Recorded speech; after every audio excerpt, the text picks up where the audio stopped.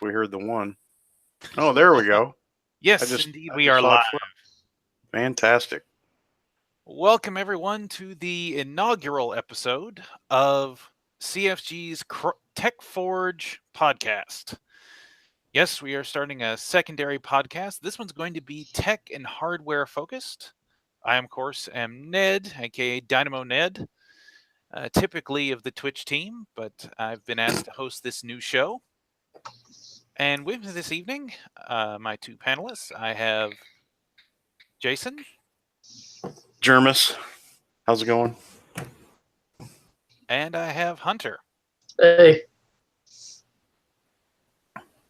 All right, so glad to have you on this cast tonight. So anything new out of the ordinary? Anything, any neat new hardware projects or that you've run into? Well, I've got my recent build, I guess. So as you know, Ned, I've recently built a Ryzen 2700X on a water cooler. That's the guy right there. With content creation in mind and streaming, of course, which is the reason I went with the Ryzen part over the 8700K. And it's just with everything that you got with it, from the 8 cores to really good gaming performance. I mean, it's pretty much a good all-around value, I think. So I based the build around the 2700X, the X470 chipset, and about the only thing I kept from my old build was the power supply, my SSD hard drive, and video card. Otherwise, RAM, everything's new. I did shop around a while for water cooling to kind of fill out the Thermaltake P3 case. And I eventually settled on the NZXT. No, it's not the Kraken. It's the Celsius 36. I forget the name of it. The Fractal. Yes, Fractal. Mainly for price, but also wanted RGB, and they had white fans. So I went with the Fantex RGB frames, which they're overall, I'm just extremely satisfied with this build. From looks to price point, it's perfect. There's a few things I'll be upgrading over the next year, but we can get into that later. But that's been my little baby recently. Definitely satisfied the building itch. Sounds like fun. Now, the P3 case from Thermaltake, that's the one that you could mount to the wall, right? Yep. Uses standard TV mounts. So you could just go anywhere you want, get any kind of TV mount that you like, and mount it right to the wall. It is a very heavy case, though. Like, I want to say it's right around maybe 30 pounds after you get a build inside of it. So it's very sturdy. But, yeah, it's definitely got some weight. Make sure you're mounting that sucker to a pretty sturdy wall. Indeed.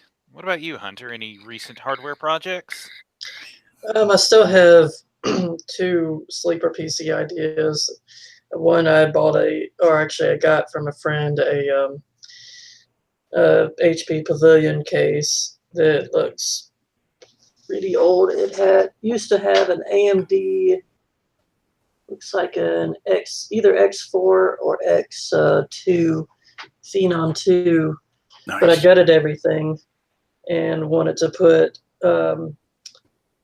Skylake i5 6600K and a 140 millimeter CPU cooler from CryoRig, the C1, because it covers the CPU and the RAM. Nice. So I can overclock both of those and have good airflow on both of those. And I also currently have a 1070 blower style to cut down on heat production in the case. It blows it out the back. I have everything how I like it. Last time it was actually running, and then I moved around some cables, and then it stopped working. So I'm trying to figure out what's wrong and fix it to where the purpose for it was to have a crappy looking on the outside, of course, and be for VR and 2K gaming. The other idea I have is a Dell Optiplex is the 390 MT. I'm planning to cut out and you have to cut out the hard drive cage if you don't want to use that. I'm planning to cut out the hard drive cage and put Ryzen build in there. I want to have a Ryzen build versus a Skylake build, also for VR and either 1080p or 2K gaming, 1440p. Hopefully, well, I can do 1440p, 144 hertz. A lot more budget friendly because their monitors are like 140 or 150 versus 400 and above for NVIDIA cards. So it's a lot. And Ryzen, of course, is better bang for your buck than FX was. So you thinking Ryzen 5 for that, or? Yeah, Ryzen 5 1600 or 2600 if I can find a good price on the 2600. Nice. I was going to say, have you looked into the AMD combat crates? Because you can get You can get a B350 board and a Ryzen 5 1600 and an RX 580 for right around $550 altogether. Well, the problem with that is there's no like pick and choose options. You have only an ATX, which I need a micro ATX for my MT case. Gotcha. And the 580 would be great, but it's the armor card, which has not the best cooler on it, open spaces on it, so a lot of heat production and that. And I also need I either need another blower style because the MT case doesn't have good ventilation and not really good fan spaces. Like in the pavilion and in the MT case, they had 80 millimeter in the back for exhaust, not instead of 120. Yeah. What I want to do in the MT case, which I'm trying to figure out how to do, is either a all-in-one liquid cooling solution or the EK A240G. Price is not really like a necessary thing. It's more of what can I do? How can I? If I do that, then it'll be like silent build, silent because water cooling setup is silent. If I can't, isn't that cryo rig pretty? That's so that's their top down cooler, right? The C1 is a top down. This is the 140 top down. That's a nice cooler. Yeah, it is. It's big when you put it in there. Oh, it covers everything that you would normally want to show off with a window case, but since it's a flat case, it's a non-window case, then I don't really have to have anything showing. Like the RAM, I wouldn't have to have the RAM showing.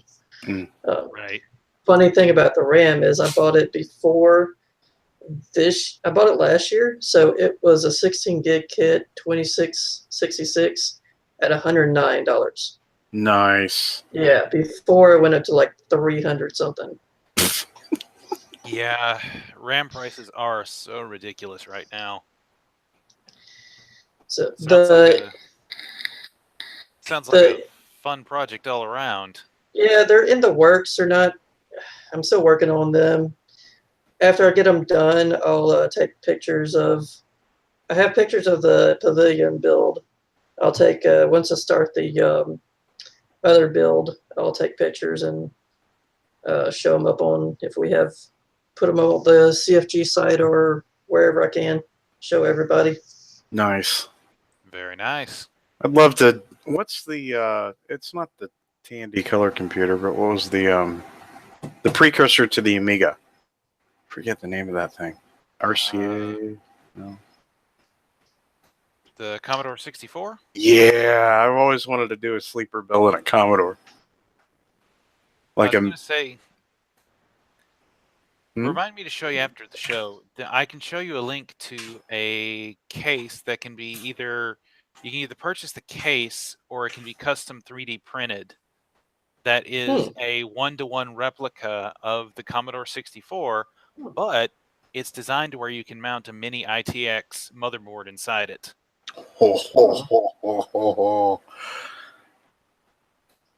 That's nice. I think I'm looking at it right now. C64C case? Yep, that's it. It is. Before I sold my H71 micro or mini ITX case, I was seriously considering getting one of those to mount that in there. Which the irony is, I sold that H170 mini ITX board, and then this past about 2 weeks ago, I found a deal on Craigslist for another H170 board, this one ATX. So I wound up selling the mini ITX H170 board with the Core i5 6500 that I had for it and 16 gigs of RAM that I had for it for more than I paid for it. Then I went around and because it was such a good deal, I went and bought another H170 board. And now I don't have a processor for it. That bites.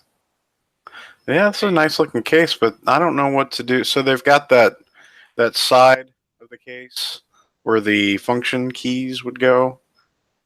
That's kind of cut out. I wonder what you put in there. I'll have to research this. This is pretty cool. I saw a build in that case. There's a build either on YouTube or on some website with that case. I think Linus Tech Tips might have done that. Linus Tech Tips might have done that case. That would surprise me. They do a little bit of everything. Yeah, he's done two sleeper PCs so far, and one was like huge full tower white or beige case, like IBM, and he did put water cooling in it. Of course he would, and of course he would do like an i7 X99 CPU or whatever the high end one is. Yeah, they do tend to do over the top on that channel. Yep. But as far as projects I've had, like I said, I did buy that H170 case a couple weeks back, but hardware-wise, I finally figured out an issue that I've been having with an old laptop that it was an old netbook from like around 2010, a Dell Inspiron Mini 1018, if I remember right. Anyway, it was having this issue where Windows 7 would just not boot on it. It would get in and it would get so far into the boot cycle and it would just sit there and thrash trying to complete updates. So I had just decided to wipe the drive and load Linux on it. Linux worked fine the first boot. On the second boot, it would always hang. Well, I went trawling through a whole bunch of forums, and I finally found a really old Bugzilla post that was for Fedora of all things. And this old Bugzilla post pointed to that on this particular model in the Linux Dell laptop kernel driver, there is a reference to a keyboard backlight setting for the keyboard backlight that doesn't exist on that model. And that's what causes the hang. And so I had to go in and make a few tweaks to the kernel. And it came down to like one or two lines on the command line. But now it works fine. It's loaded up with Linux Mint 18 Mate Edition. And yeah, for a 8-year-old computer that has 1 gig of RAM and a 250 gig hard drive, it does pretty well. Nice. Yeah, my parents bought one of those really inexpensive Acer tablet. Oh, it's not really a tablet, but it's like a mini laptop that has like an SSD soldered to the board, and it's not expandable. It has one DIMM slot, which is occupied by a 2 gig memory stick, and then like 128 megs of RAM are used for the integrated Intel HD graphics, and I want to say it's a Celeron. The problem is they had a 32 gig bit of flash memory dedicated for storage, and Windows 10, the Windows 10 install was just large enough to where they really couldn't install too many applications, let alone productivity. So I installed Linux Mint Mate on it, and it works fine. But I had to go through 3 rounds of installing Mate on it because at some point you had to have a specific like update flow. One of the updates would corrupt one of the library repos from one of the previous updates on just that machine specifically. I don't know why, but it took a while to figure out the proper upgrade or update flow, like what updates you could basically install. It was a bit of like hit and miss, but finally it's up and running. So big fan of Mint. Nice. Yeah, it's my go-to distro for if I just want to get work done in Linux. I've experimented with a bunch of them. I've even installed Arch from scratch, and that is a process I'd recommend everyone do once, so they realize why they never want to do it again. I think I'd rather eat a bunch of Xlax and install Linux Arch. Now, don't get me wrong. If you want bleeding edge everything, the very latest of everything Linuxy, Arch is the way to go. Yeah. But not necessarily if you want stability. I don't know. Maybe I'm just getting old, Ned and Hunter, but my OS playing around days are pretty much done. I just want to basically install something and not have much go wrong with it. I just want it to work. I don't mind, sitting around and overclocking my system for half a day, but I don't want to be troubleshooting operating system install issues. Mm. I just don't think that's fun. It's just me, though. Just think of it as a testing opportunity. Right? You probably don't want to do work when you get home, though. Exactly.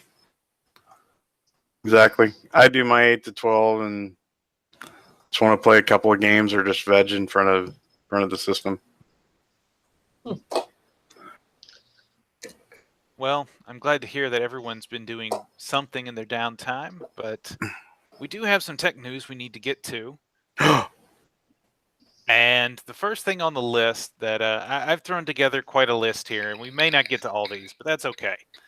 The first thing on the list, though, and this just warms my heart, AMD trolls Intel, offers 16-core chip to winners of 6-core 8086K. So during Computex, there's a big brouhaha over the fact that Intel was offering 8,086 copies of their Core i7 8086K processor as part of a giveaway. And roughly 2,000 people in the US received some of those 8086 processors. Now, for those who aren't familiar, the 8086K is basically a souped-up version of their Core i7 8700K, just that this particular one is factory overclocked to 5 gigahertz. Is that the boost clock?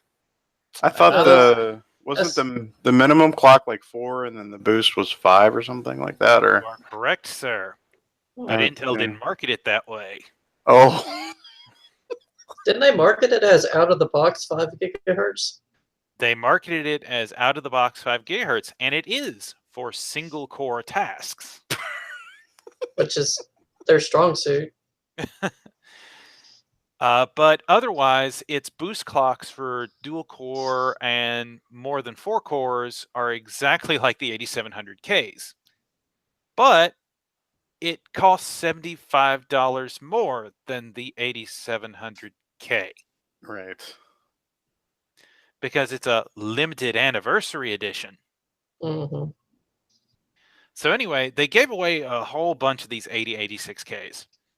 And AMD decided to kind of swipe back at Intel.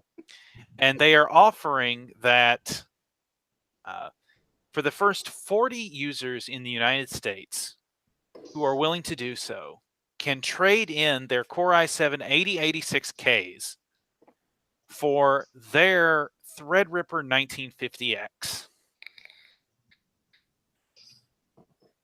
And the Threadripper, of course, is a 16-core, 32-thread CPU on AMD's TR4 socket. Monstrosity.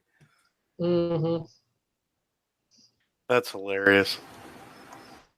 I gotta say, when I read that, just the headline, AMD trolls Intel, that's just classic.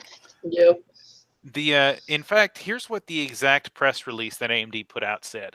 Our competitor recently kicked off a sweepstakes to celebrate the first 40 years of the x86 processor by giving away 8,086 limited edition processors.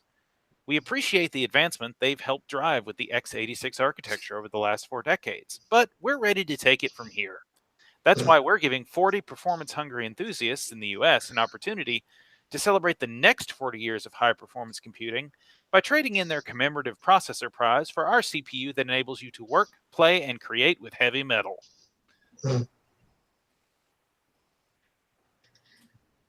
And so of course, there's terms and conditions and all that. But what's even funnier is Intel responded in kind. Intel responded with a tweet from their Intel gaming handle that said, AMD Ryzen, if you wanted a Core i7 8086K processor too, you could have just asked us. Thanks for helping us celebrate the 8086. So yeah. So honestly, I want to see this kind of thing more between these two because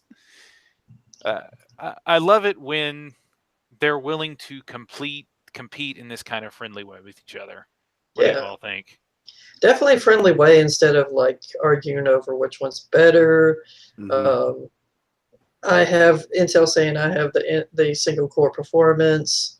I'm the leader in that, and then Intel or Ryzen saying, or I mean AMD saying, yeah, but I have more cores, and my more cores can and more threads. Which 32 threads is insane.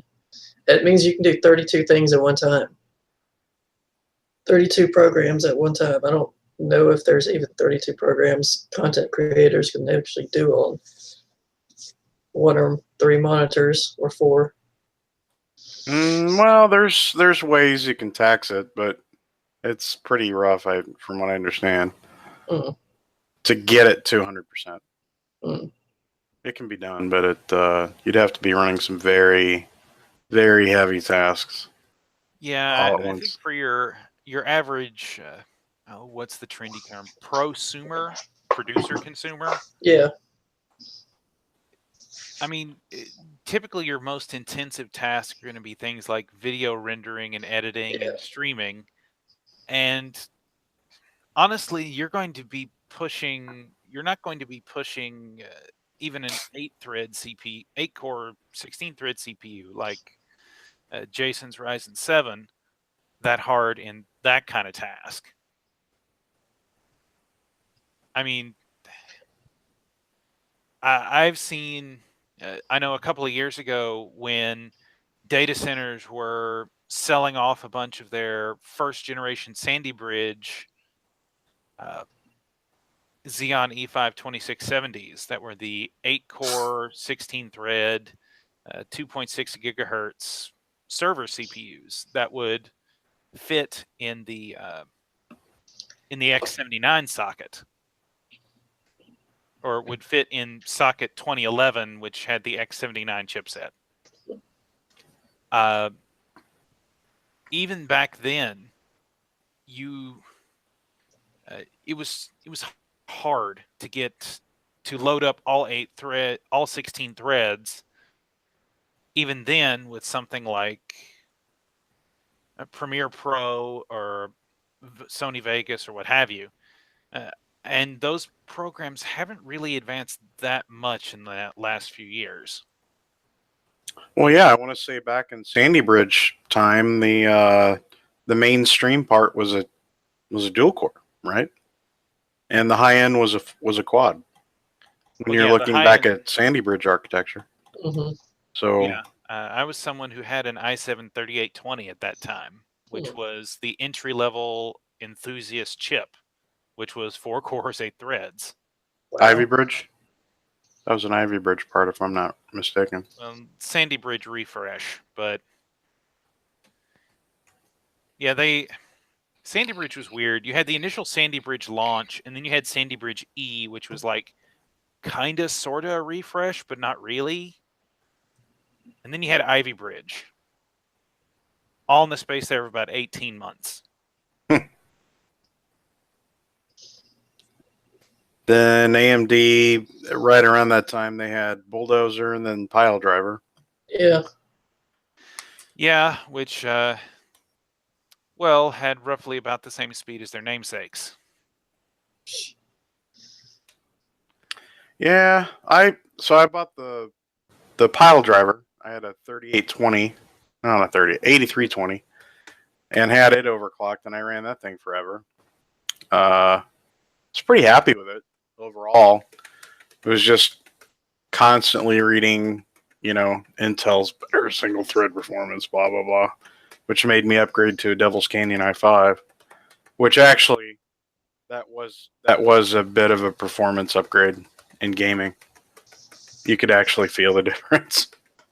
So yeah, I could wax long about the issues with the way AMD implemented the Bulldozer and the Pile Driver architectures, and eventually the Excavator one as well. But that's probably something best left for another time, because the whole discussion between simultaneous multi-threading versus concurrent multi-threading it's a rather complex topic. yeah, I don't like like you said. I don't want to really segue too much into it. I just it's an interesting philosophical segue from when you look at Athlon 64 Athlon versus Pentium 4 when the roles were reversed, and then AMD decides to take the P4 route with the long pipe and the high clock speed, and then Intel just trucks along with high APC. So don't really want to, but like you said, I don't really want to segue into it a whole lot, but it's just an interesting philosophical flip. I'm glad that they're back, though. Indeed. All right. Well, if it's all right, since we're already talking about AMD and Intel processors, I'm going to skip down the stack a little bit. Let's talk about the fact that given that the 6-core 12-thread 8700K is the fastest that Intel currently has out, the rumors about an Intel 8-core Coffee Lake chip to be released this fall. So like we were saying, the 8086K is currently their fastest part, and it is a 6-core 12-thread CPU. Well, apparently, Intel is not happy with the fact that AMD currently have an 8-core 16-thread CPU out, and they don't on their mainstream chipset. So it's all pretty much cemented, though, right? I know it's probably still in the rumor phase, but it's pretty much going to happen from everything that I've read. They're definitely coming out with an 8-core part. Right. There's no word just yet on what exactly that's going to entail. It's just there is news of a new SKU, and it's supposed to be an 8-core part. But beyond that, there hasn't been much said. Intel's been keeping very tight-lipped. Well, they'll probably release a new chipset, right? Even though 270 hasn't changed with 370, that's come out. I'm sure there'll be a brand new chipset that you have to buy. And again, the rumors are it's going to be the Z390 chipset. And it's supposed to feature improved power delivery for 8-core processors. that's a bunch. That's a load. That's a bunch of malarkey. I would tend to agree. So there was an Asus, was it an Asus project manager that came out, and he said that on the differences between the Z270 and the Z370, that was an entirely Intel approach, and there's really no reason that the 8087 or whatever, the 8700 Right. and the 6-core i5 part wouldn't work. Or basically, the Coffee Lake parts wouldn't work on Z270. It was basically a full like Intel approach or an Intel decision to do that. So Yeah, I remember reading stories of modders who went in and flashed, I think it was a Z170 chipset with the microcode for a Z370, and were able to get Coffee Lake parts running, or excuse me, Cabby Lake parts running on a Z170 motherboard that was flashed to Z370, and then they tested it with some of the Coffee Lake parts. And it would get up and running, but of course, when you're doing something like that outside the specs of the hardware, weirdness happens. But they had it stable, and they were able to load up Windows and run benchmarks, so it was stable enough. which means they could do it. They just decided to increase their profit share. I mean, it's not a bad approach since they're basically all about profit. I know their business, but Well, and I mean, Intel for the longest time went completely unchallenged in the space, and they could do True. stuff like that like they wanted. Very true. So the interesting thing about this 8-core Coffee Lake part, so I think there's rumors that AMD is held out on a 2800X. In anticipation of Intel doing something like this. Wouldn't surprise me. Yeah. I don't know how much more they can get out of Zen Plus, to be honest. The 2700X is pretty awesome part. You know, with Precision Boost 2 and XFR 2.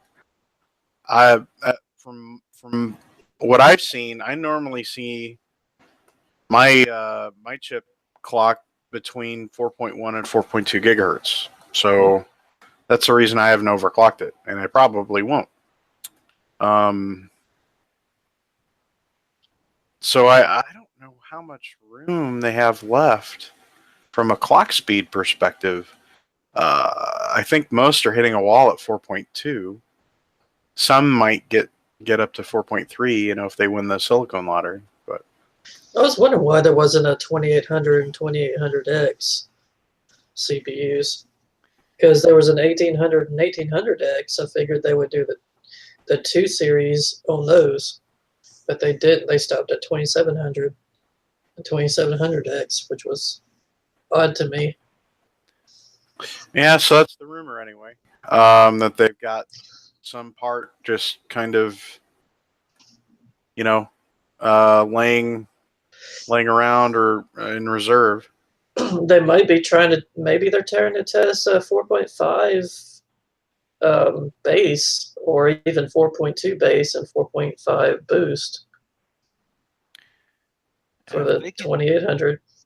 If they can hit those kind of clocks with those CPUs, then they're going to be doing really well because, like Jason said, most of the overclockers basically say don't bother trying to overclock the 2700X because it tops out at about 4.25 to 4.3 gigahertz, and that's under some fairly insane cooling. Mm-hmm. Well, like I said, I've got a 360 rad on this thing, and it's not even like a super high-end 360 rad. I mean, it's kind of a basic all-in-one 360, which is probably equivalent to most of the 280 millimeter, all-in-ones out there, and all core. If I'm hitting this with a very heavy workload, like Prime 95 or I was streaming the other day and encoding a video, and I hit all 8 cores doing that. I was sitting at 4.05 gigahertz, 4.1 gigahertz, all cores, and still I was right around like 45 or 50 C, I think, and didn't even break a sweat. So I just found out, even though it's not really easy for anybody to do like us, Ryzen 7 2700X on LN2 got to 6 gigahertz. Wow. That's crazy. Yep. I was wondering if somebody did LN2 on the 2700X. So the clock speed went all the way up to 5.884 gigahertz. So not 6 gigahertz then, but close to it. Unless they did. Yeah, but still, 5.88 gigahertz on that architecture is very impressive. Oh, yeah. That's screaming. Yeah. Nope. So yeah, it doesn't. I guess coming back to the article, I'm not really surprised because when you look at the quarter-to-quarter sales from last year when Ryzen came out, I want to say, at least from the Amazon sales that I've seen, you normally see a Ryzen part or a couple of Ryzen parts in the top 5, right? Every quarter.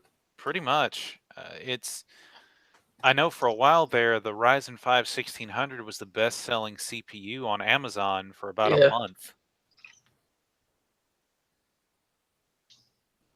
Well, considering what you got, I mean, 6 cores, 12 threads, you got a good cooler out of it for right around $200. Yeah, that's a heck of a steal. You know, a nice light duty chipset, but still good enough to pretty much run anything you need.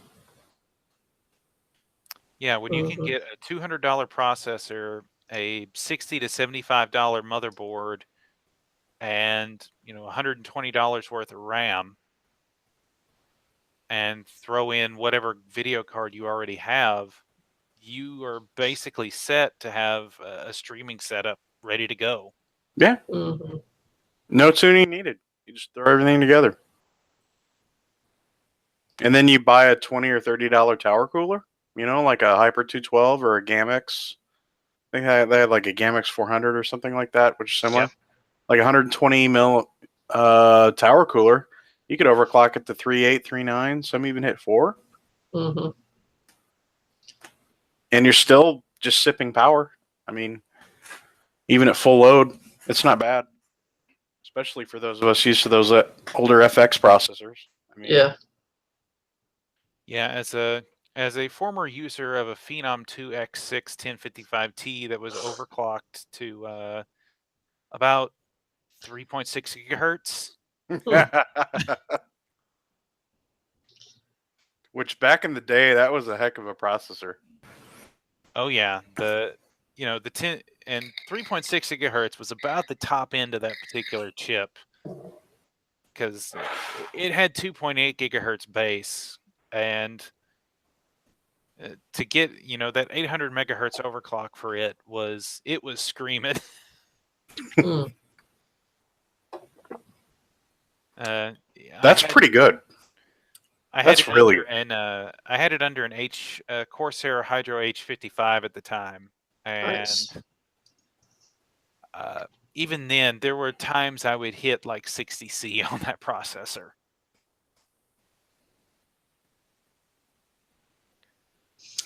I vaguely remember that architecture. I had the Black Edition 720, I think, which was Yeah, a that was the 3-core. that you could unlock to a quad core. Mm-hmm. Yeah. My 4th core was bad. Otherwise, I would have. Ah, But still, I mean, I want to say, gosh, I don't even remember the cooler I had on that thing. I think the most I was ever able to clock it to was like 3 or 3.1. So, and that was a struggle. So, hearing you being able to get yours up to 3.6, that's very impressive. yeah, those cores of that era. The ones that were used in the 720, I think those were the Deneb cores, or it may have been. That no, sounds Yeah, right. yeah, the Deneb. And the X6s used the Thuban cores, Yeah. and Thuban was able to clock a bit higher than Deneb, but even then,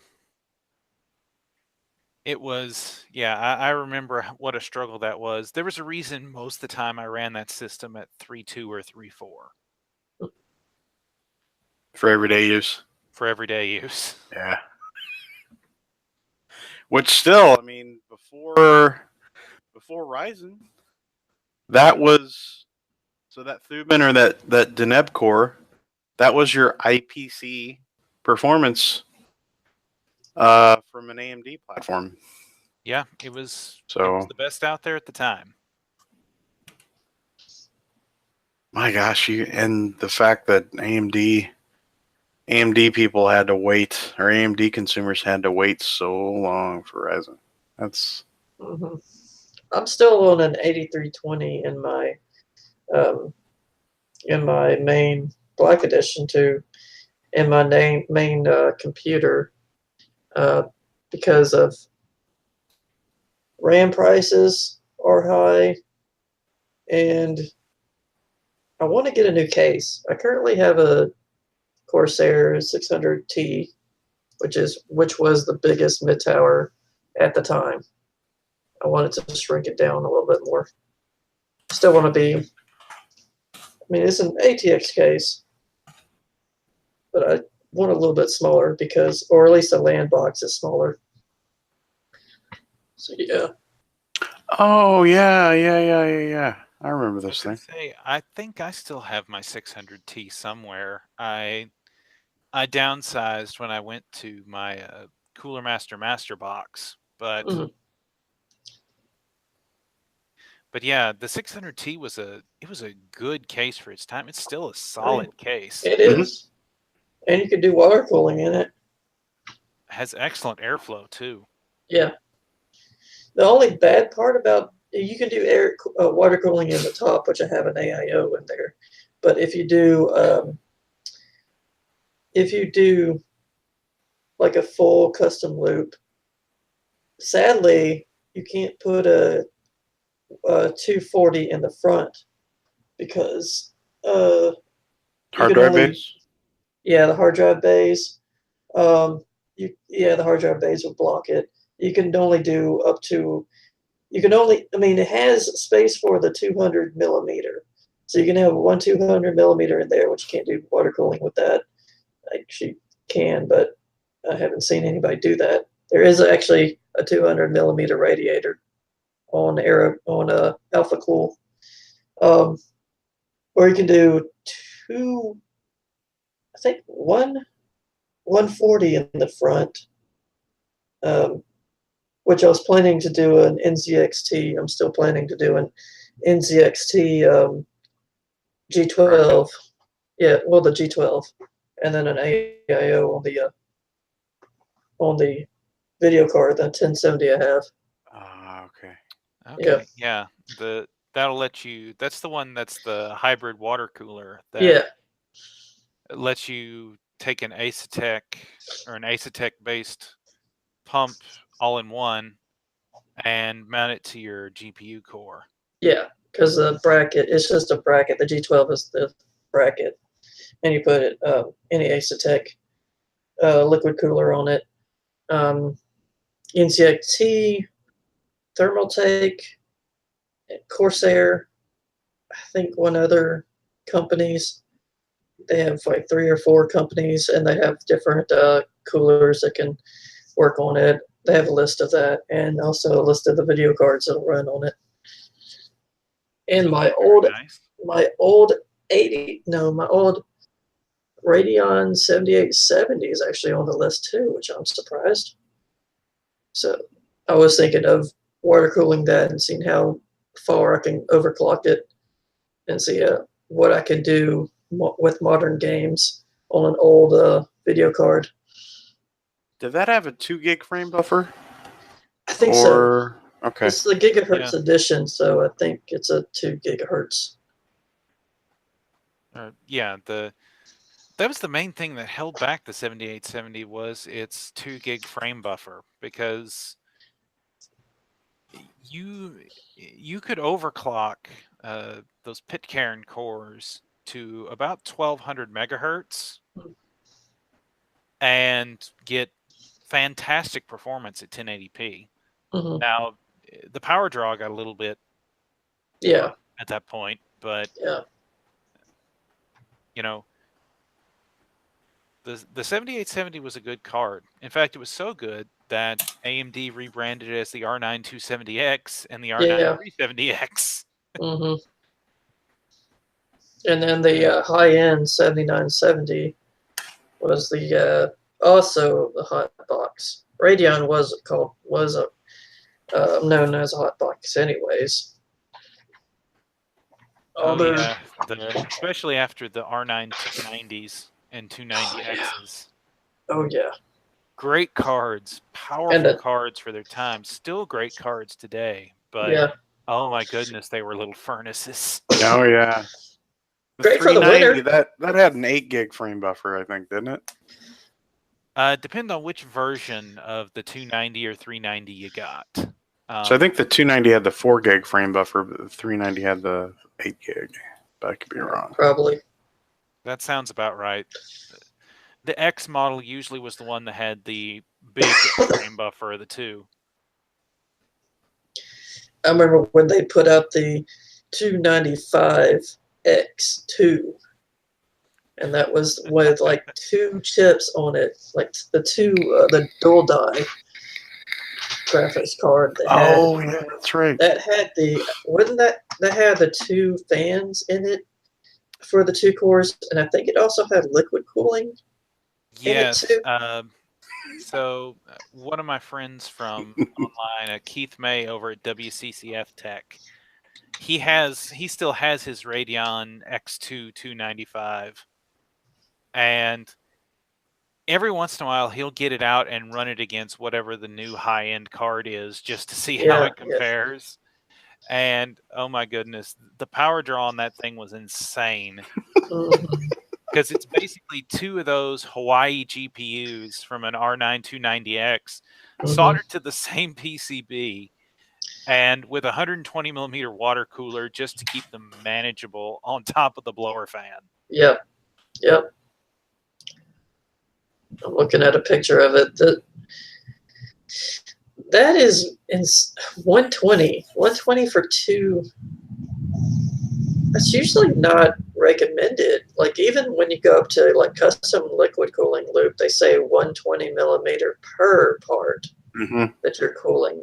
Yeah. So I think the idea was that it was the single 120 because their thinking was this is going to be mounted in the back 120 millimeter exhaust space of the case.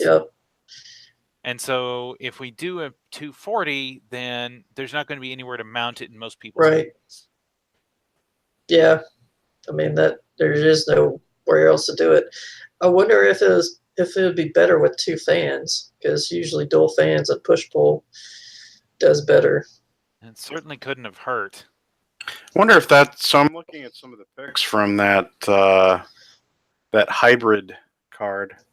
Looks like they kept a blower fan right in the middle as well as the AIO. Yeah, That was the idea. The blower fan was basically to help cool the VRMs. right, yeah. My gosh, 3 8-pin connectors on that sucker. Yep. Oh my gosh. 500, I remember watching. Go ahead. 500-watt board power. That's insane. Yeah. I remember watching somebody taking a heat gun to the 290X2 when it was in load. It's hilarious. Jeez. So bright red, it looked like lava. The fact that it has 10, and I'm looking at the specs on it, compared to now, like that has 10, it has 1018 megahertz, so 1.018 megahertz, compared to like 1500 megahertz and 1600 megahertz of today, or even 1800 megahertz. It's crazy how far we've come compared to previous, like high end. Like this was the high end of the high end of AMD video cards, and just sorry, didn't mean to cut you off there. I was just going to say, speaking of high end cards, though, to jump to another thing that we had in the notes. What did you all think about this Acer Predator Helios 500? They're having an all AMD variant that comes with a Ryzen 7 2700. Not a mobile version, the actual Ryzen 7 2700. And a 120 watt version of the Vega 56 GPU. Oh my gosh. that's gonna be it's really gonna, the heat production of that is going to be terrifying if they don't do something about it. I think every laptop manufacturer really needs to just, instead of the stock thermal paste that they put on there, they really need to invest in getting Crayonaut, because that'll shave down 20 degrees, but I'm sure it's probably going to be like 80 or 90 degrees with those, or even more. I mean, they can't do more. Well, it's not so much the Ryzen, because I want to say the 2700 can clock itself to a state where it's doing like 65 watt TDP most of the time. But it's that Vega part. Yeah. Right? Well, apparently this is going to be, they say this version of the Vega 56 is going to be rated at 120 watts using the balanced power plan.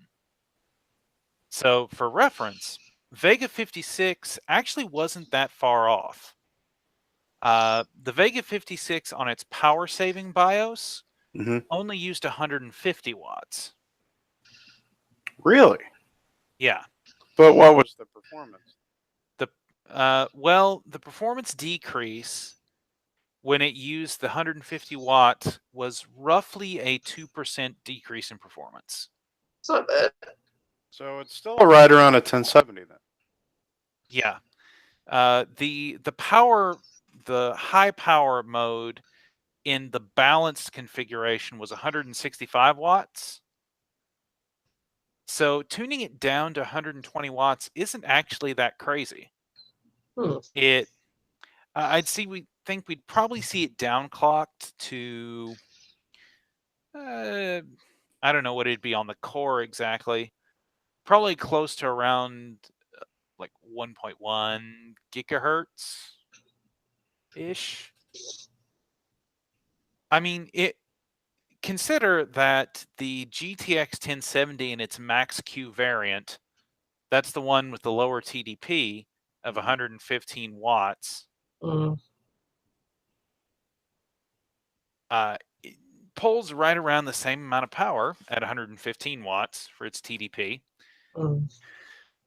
and offers similar performance, I'm honestly kind of excited to see how this RX Vega 56 performs in this configuration.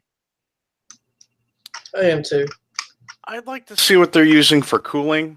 And I've got to think that, there's going to be some power envelopes and loads or some potential use cases where the combination of the 2700 CPU and the Vega 56 could potentially exceed the TDPs they're rated at. Mm. I'd be interested to see what kind of cooling this sounds to me like it's either a desktop replacement form factor or maybe slightly bigger than that. It's a 17.3 inch laptop, which is basically a desktop replacement. So the laptop itself probably weighs around 20 pounds, maybe 15, 20 pounds, somewhere in there. Probably not that much. Probably closer like the 8 to 10 pound range. Really?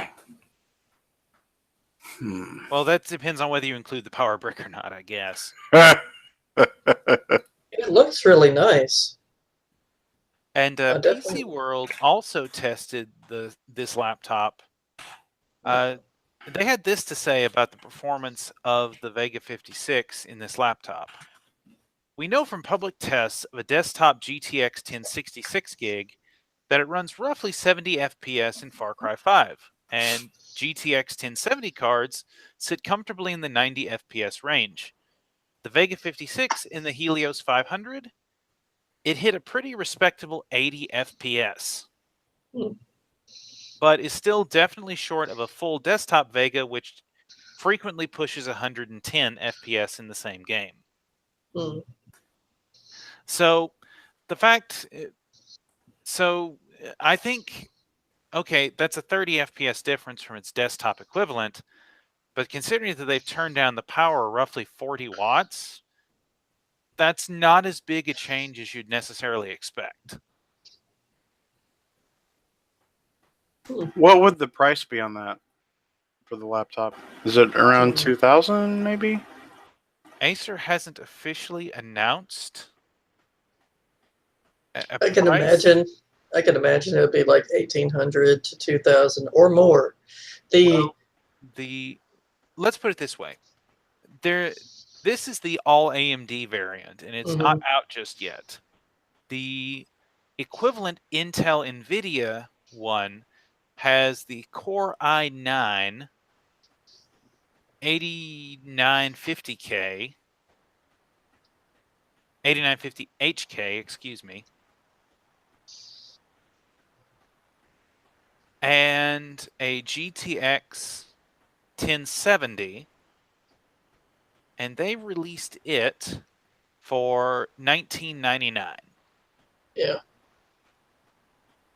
So roughly $2K. So I would fully expect this to also be about a $2,000 gaming laptop.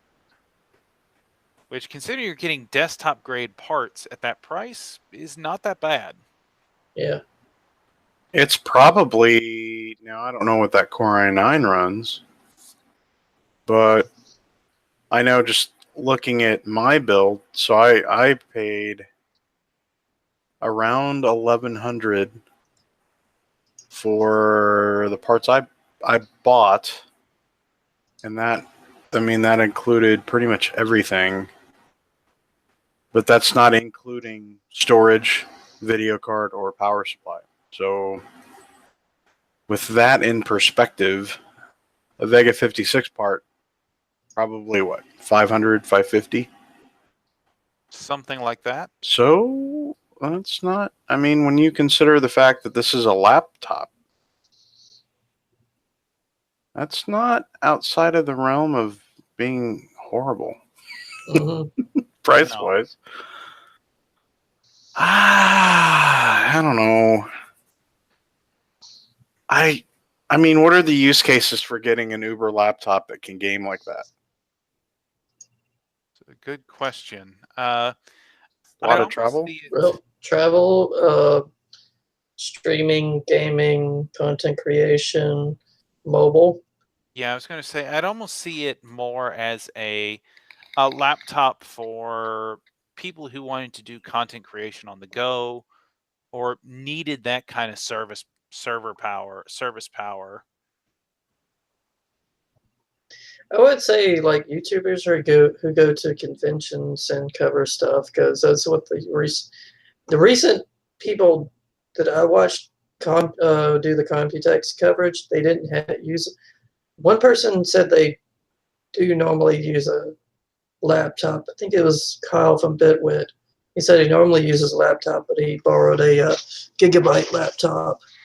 But I can definitely see that they would do their videoing at the convention and then go back to the hotel and be able to do all that on their, be able to fix up the videos all on their laptop like that. But there are enthusiasts who buy the high-end CPUs and GPUs just for bragging rights or for the best case um, around. I mean, I'm not saying everybody who buys the high-end stuff for bragging rights is what it used to be. But having the best case like Jason, you wanted to do uh, streaming and video stuff all in one, and just wanted the best thing. I'm sure people would buy this kind of laptop for the mobile version of that. I mean, Or like I've been wanting to have a laptop to go sit in the den, watch TV a little bit, and play play my game just from a more comfortable chair than I have in a more open environment for cooling, I guess. yeah, I can get that. Back when I was in college, I I made the decision to buy a gaming laptop, one that I later came to regret. But I bought a gaming laptop at the time. To give you an idea of when this was, it's when the Pentium 4 with hyperthreading was the fastest thing you could get in a laptop. Oh yeah. Gotcha. So yeah, my Pentium 4 at 3.4 gigahertz was, the bee's knees at the time. She's a screamer. But yeah, I really wish in hindsight what I would have done is I'd gotten a relatively cheap laptop and just built myself a gaming desktop. But hindsight's 2020, and that's 15 years down the road now. So Yeah. I don't know.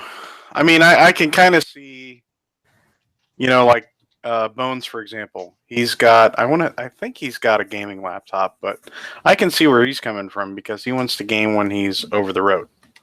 And when he's Right. parked somewhere, it's hard to beat that kind of portability and performance. yeah, and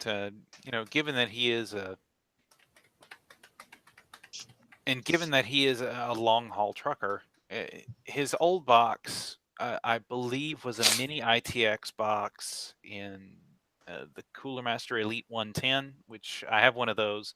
It's not much bigger than a shoebox, but even then, you have to have it connected to a TV, and it had been Hmm. giving him fits because, well, he had inverter problems, and with a laptop with a battery, you don't run into those as much. Right. But once you're sitting at a gaming load, I mean, World of Warships isn't the most demanding game out there, but even at a gaming load, gotta have a beefy battery for that. Yep. And that's the eternal trade-off, isn't it? Mm-hmm. All right. So let's see. What do we want to take a look at here next? Do any of you see a topic that catches your eye? So what's up with Foxconn moving to North America or having a North America HQ in Milwaukee? Do they want the suicide rate to go up in Milwaukee? Is that what they want? Oh, I'm not going to bring that up.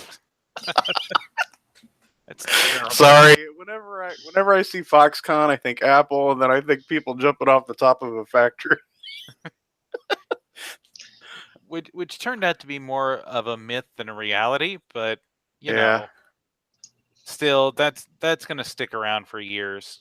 But yeah, basically the Foxconn chose Milwaukee, Wisconsin for their North American headquarters, and they decided they purchased a 7-story building in downtown Milwaukee. Jeez. And basically, Wisconsin tempted them there with tax breaks that are going to add up to over $3 billion over the next 15 years. Oh, wow. Now, was that to bring Apple jobs back to the U.S., or are they trying to revamp their... Because they used to make motherboards, and they weren't bad. They were pretty good, pretty decent motherboards, but that was way back in the day. So yeah, a lot of it is to bring the Apple parts back into the U.S., since that is Foxconn's major business right now. Mhm. But they're also announcing that they are creating an internship program with the University of Wisconsin-Milwaukee and their engineering students, where they can travel to Taiwan to study at Chungwan Christian University and work at the original Taiwanese Foxconn facility before returning home to complete their degrees. In other words, giving them a view of what Foxconn looks like on their home turf. Actually, that may not be a bad deal for somebody in their early 20s if you think about it, because it gives... Not only do they get educated, but they more than likely get a position as soon as they're done with their training track. But then they also get some experience, which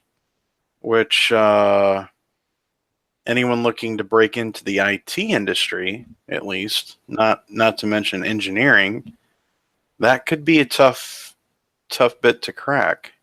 It's not a bad... That's an interesting path to employment, though, when you think about it. And with Foxconn moving to Milwaukee, I'm sure that will bring... I'm sure there's probably some people that don't agree with tax breaks, but when you think about the amount of additional economy they're going to bring with them, with creating jobs, that will bring additional tax revenue. That's an interesting... you don't hear that very often. People coming to the Midwest or a major company like that, just upping and coming into a city like that. That's kind of intriguing. And they're scheduled to open in 2020 and eventually employ over 13,000 people. Wow. So that is awesome for that state's economy, and for people getting jobs all around. So that's Right. that's going to be really good for U.S. and for Milwaukee, Wisconsin. I can't really think of anything else to talk about regarding Foxconn. No. Yeah, other than, it'll be good to see some parts for...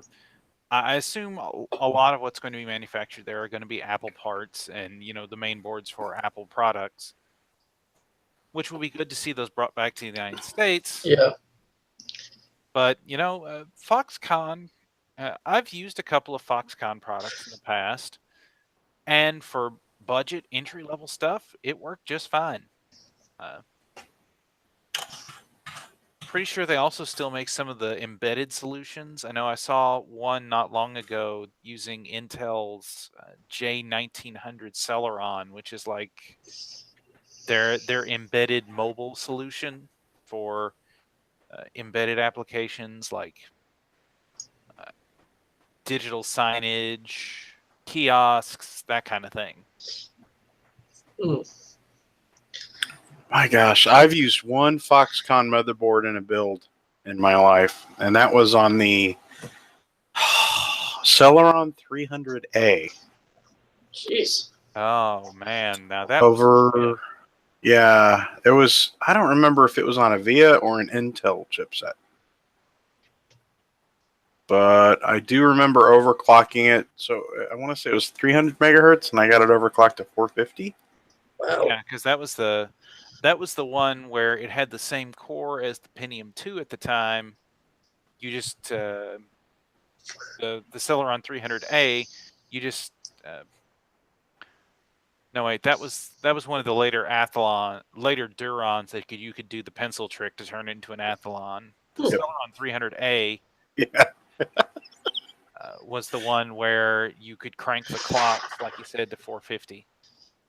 and there was an additional advantage slash disadvantage. So the Pentium 2 at the time had 512K of level 2 cache, but it ran at half speed.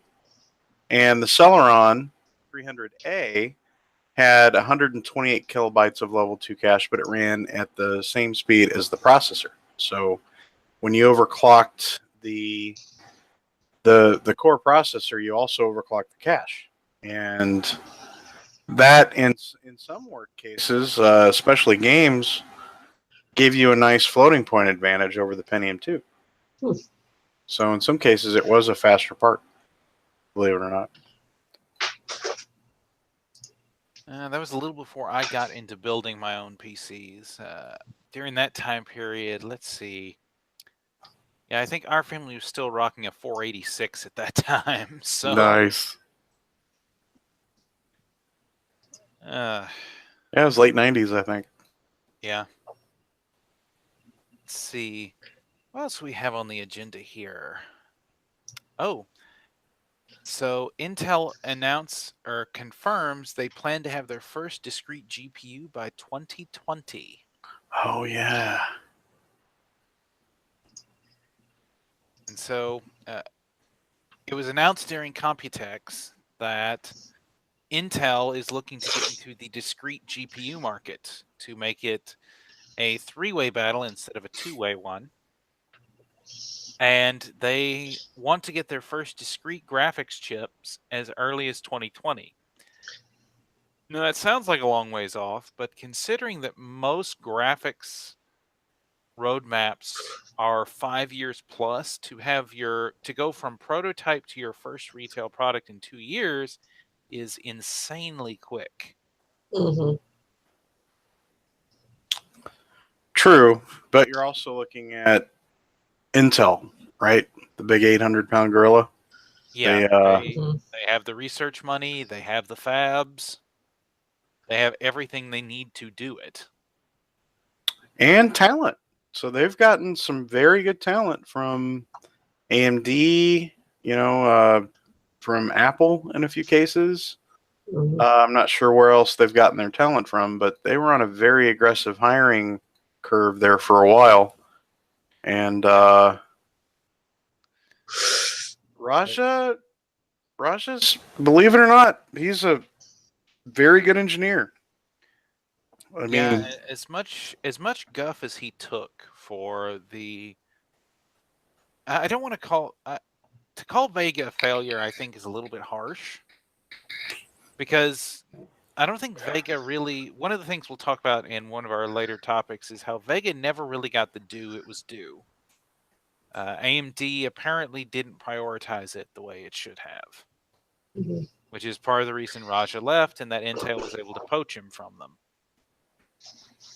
you're talking about Lisa Su's direction to move 2/3 of the engineering staff from Vega development to Navi for the consoles. Yeah.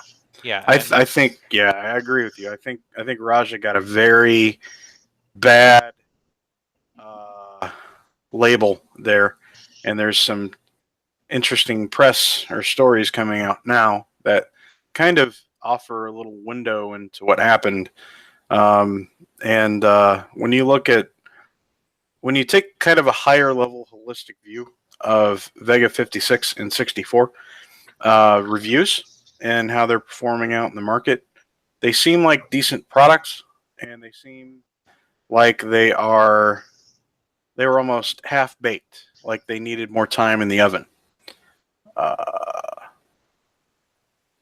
Just when you look at power consumption, when you look at heat versus performance, and they also, I think, when they were early on in design, they looked at HBM, which was good on paper, but now it's with the memory pricing, it's extremely expensive. So that's kind of biting them a little bit too. I think it was just like think of a bunch of bad things that could potentially happen with a video card launch and life cycle, and it seemed like everything bad happened with Vega. I mean, it's unfortunate. Yeah, I think where Vega, it's entirely possible for things to go terribly wrong in the development of any graphics product. Intel found that out themselves years ago, back in 2009, when they announced Larrabee that was supposed to come out in 2010, and it did, but it didn't come out as a graphics card. It came out as their Knights Landing high-performance computing processor. Mm-hmm. What came to be known as Xeon Phi. Yeah, I vaguely remember that. And so, I mean, Intel is promising, a new GPU by 2020. They did the same thing in 2009, but I think they stand a far better chance this time. That's the feeling I get too. I think it's a good thing. Just looking at what has occurred over the last 2 years with Pascal and with the GPU mining or the Bitcoin mining, and how the video cards have just gotten, and then the memory pricing and how that's affected GPUs and pricing. It's just this entire life cycle for Pascal and Polaris and Vega has just gotten way out of hand from a pricing perspective. And I think it would be good to have a third player in there, not only for competition to keep everybody honest, but also for innovation, right? So I think it's a good thing. If Intel can come out and be competitive and stays with it for more than just, like a singular product launch cycle. Yeah. I think it would be a good thing for AMD, NVIDIA, and Intel. And for the Indians, too. So I'm kind of looking forward to it. Yeah, I am too. Yeah, I am too. That's going to be interesting to see, especially with the add-in board partners do, if they're going to take over and do custom boards of the Intel graphics cards and cooling and stuff, to see if they'll make it different than what they do for the other two brands, and then how it's going to compete with with NVIDIA and AMD. Is like AMD is, I mean, it kind of does make sense on an AMD level, because AMD is both CPU manufacturer and GPU manufacturer. Intel is only CPU currently. So it'll be interesting to have two companies that do CPU and GPU manufacturing. So I don't think that's going to be. Yeah, I agree. I don't think it's going to have too much of an impact though on AMD, considering how slim of a market share they do have. In fact, I think if anything, even when Intel does release their product, I think Navi's going to be good. I think Vega 7 and M will probably lead up to Navi. I think AMD is probably looking to gain back some of the market share they lost with Navi, even though NVIDIA is looking at coming out with another probably superb product. And 1100 series. Right. Or 20, like, or 20 it'll series. Be 2080 or 1180, whatever. But yeah, either one of those. I think they'll lose market share. And they'll feel it but I don't think it will be a bad thing for the end user. I think it'll be really good. Yeah, more competition is always a good thing. Yeah. It'll be interesting. Definitely, if they make it I mean, I don't know. They can either go based on history. They can either go price to performance like AMD, or they can go extreme like how they do with their CPUs and how NVIDIA does. So I'm definitely interested in seeing what they'll do. I'm kind of curious. So they're having design problems with their manufacturing process right now. Hmm. I wonder how that's going to impact their ability to create GPUs by 2020, because from at least what I've read, they're having lots of issues with their 10nm process, even though they are starting to release some mobile parts on 10 Hmm. nanometer. AMD is full speed ahead going towards 7 nanometer. I mean, they're starting to release Vega 7 nanometer. Yeah. Next year, we'll have Zen 2 Hmm. at 7 nanometer.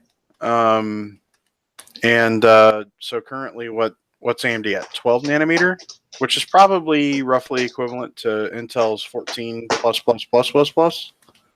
Yep. However many So pluses they have now. yeah, I mean it's a good manufacturing process. I'm sure it's fantastic, but um, it's looking like AMD for the first time, either ever or in a long time, is going to be sitting at a superior manufacturing process. So Hmm. I'm curious, and NVIDIA, I don't think that really affects NVIDIA because they shop around anyway. Yeah. And I don't remember what they're going to. Are they going to 10 nanometer with the next release? They haven't publicly said. I think 10 nanometer is kind of the consensus about what they're looking at. Is it? Uh, now, the question is it going to be Volta or is it going to be Turing? Because they use the Volta architecture that they used in the V100 server processor, then that was 12 nanometer. If they go with the Turing that's not been revealed yet, that's supposed to be at 10 nanometer. So what they've got a Titan product, right? That's based on a. Yeah, the Titan V. Is that a Turing? That's a Volta. Is it? Yeah. Volta. What process is Volta on? Is it 12? I'm pretty sure Volta is 12, but let me check. NVIDIA's Volta architecture. Well, I guess either way you look at it, I mean, you know that NVIDIA is going to sell like hotcakes. Oh, yeah. I'm sure Navi's going to sell really well. Yes. So I think it's going to be interesting to see what happens in 2019 and 2020 with Intel releasing hopefully a GPU by 2020. So the NVIDIA Titan V on the Volta Marco architecture is a 12 nanometer fab. Mm, So okay. So yeah, the question is the new, because let's face it, even though they call it their high end, the GTX X80 series is really their mid-range part. Mm-hmm. Their high end mid range, Yeah, or their high part of the product stack. I mean, yeah, it's the X80 series is basically the high end of the mid range, whereas the Mm-hmm. Titan series is their actual high end Yeah. flagship products. And personally, I think what we'll see is the the 1180 or the 2080. If it's based on Volta, it'll be 12 nanometer, and I don't think it'll be that big a leap over Pascal. Like Maxwell to Pascal was. Yeah, because there's really no need for NVIDIA to make such a leap forward right now. They're so market dominant that they can get away with moving to that. Well, so not to really segue a whole lot, but I read recently where the big NVIDIA launch coming in a month or two, they're expecting pricing to be about $1,000 for that part. $1,000 for an X80 part. Yeah, that's redonkulous. Mm-hmm. considering that the GTX 1080 launched at what, 549? Or no, 749. Yeah, 749. But then it wasn't too much. I mean, I don't think too much time passed where the pricing came down on that part. I want to say it came down to what, 550, 500, somewhere in there. Something like that. I mean, right now you can buy the Founders Edition 1080 right off of NVIDIA's website for like 550, right? Yeah, I think it went down to 550 because the 1080 Ti came out. Ah, okay. Because that's usually what happens. The Ti model comes out, and that's the highest priced one, and that lowers the non-Ti card. So Ti is basically like an factory overclocked non-Ti card. Or a slightly stripped Titan. Yeah, that's it. Yep, I'm looking right at the NVIDIA site. GTX 1080 Founders Edition for $549. Nice. Sounds about right. That's not too far above the 1070 Ti, which is somewhere between. It's kind of like an undercut 1080, is what it was. Yep, the 70 Ti is $449. Founders Edition. Yeah. I remember when that came out, and for all the YouTube reviewers, tech reviewers, they were like, "Don't overclock it. You are not allowed to overclock it." Like, and then all them said, "Now you can overclock it. Whoever buys this card," but they were trying not to have it to where the 1080, the 1080 is useless. Yeah, the 1070 Ti was basically an answer to Vega 56 because Vega 56 was stomping all over the 1070. Right. Mm-hmm. And so they released the 1070 Ti, which is basically a detuned 1080. Yeah. To combat it, and well, yeah, that whole thing was a mess. Yeah, they kind of shot themselves in the foot with that. And then overnight, the Vega 56 goes way up in price. Thanks, miners. Yep. Yeah, because it mines crypto like a boss. Yeah. But the thing that I read, I kept looking into it, the 1070 and the 1070 Ti cannot do 4K at 60 FPS because of something to do with the 1080. It's not the amount of VRAM, because both the 1070 Ti and 1080 have 8 gigs VRAM. It was either teraflops or something else, because I was thinking about putting my computer up to, and I got the EVGA 1070 for the win, which is the highest factory overclock for EVGA.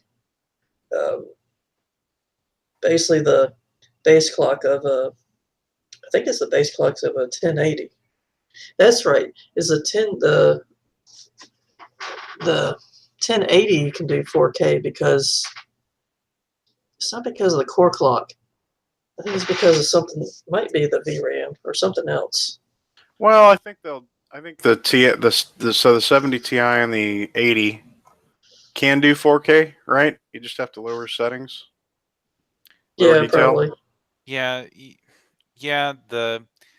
I think what you're referring to, Hunter, is the fact that the 1070 and 1070 Ti I don't think are compliant with HDMI 1.4, Oh, that's right. and that's what you have to do 4K 60 FPS. Yeah, They can both do 4K 30 FPS just right, fine, right.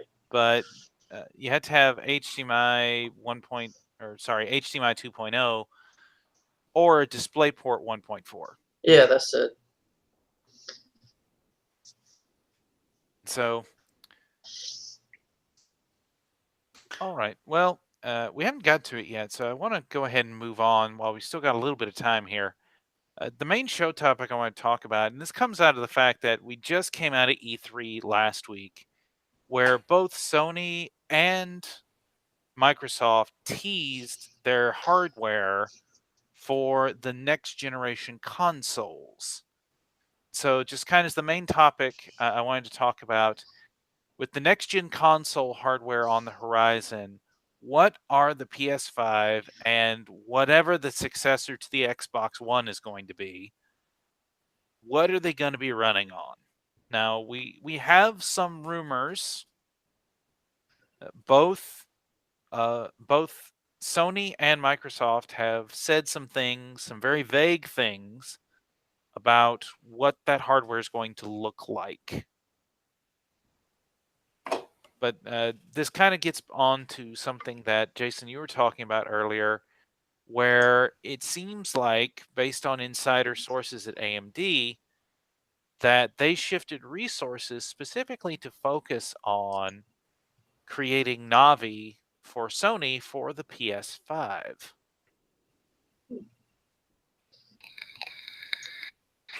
So from what I've read a little bit into this, and it looks like the next variant of Xbox and the next PlayStation are going to almost mirror what's occurred between the PS4 and the Xbox One, where uh, they're going back to AMD as a supplier, because why not?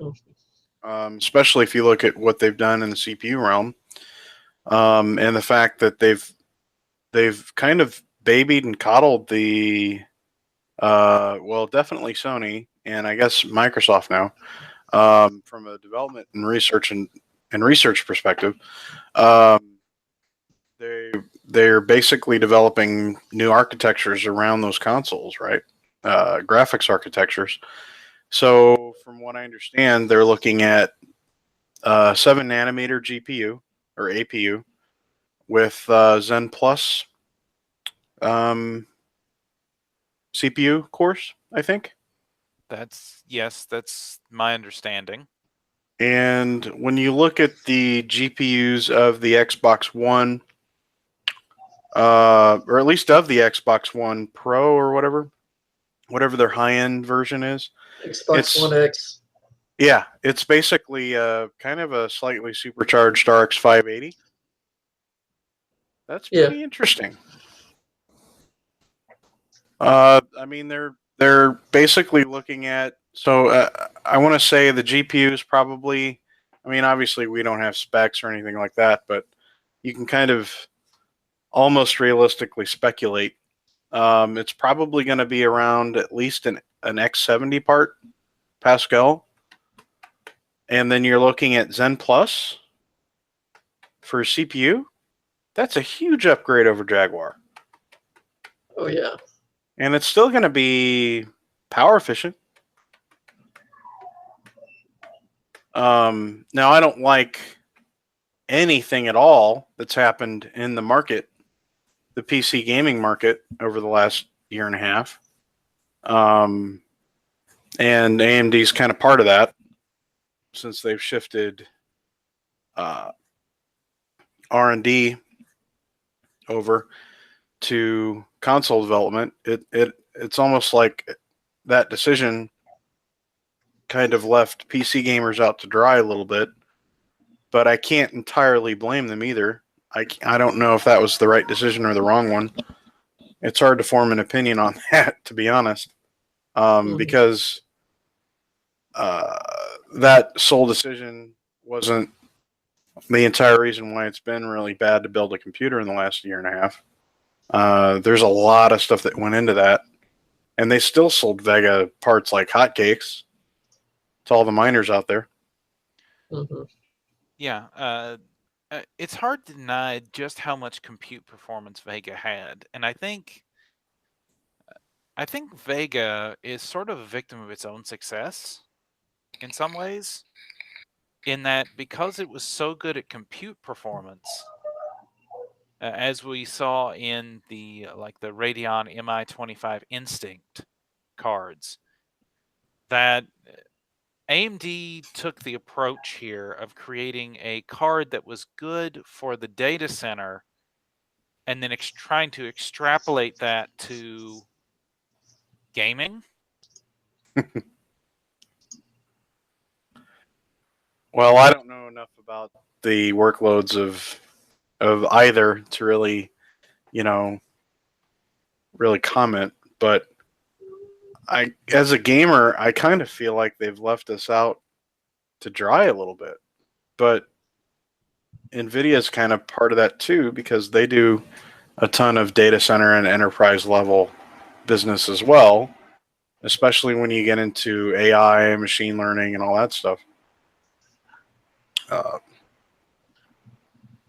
I don't know really if I have an opinion, to be honest. From what it sounds like, it looks like the next version of the PlayStation 5 and Xbox One are kind of going to mirror what's occurred with the PS4 and the Xbox One.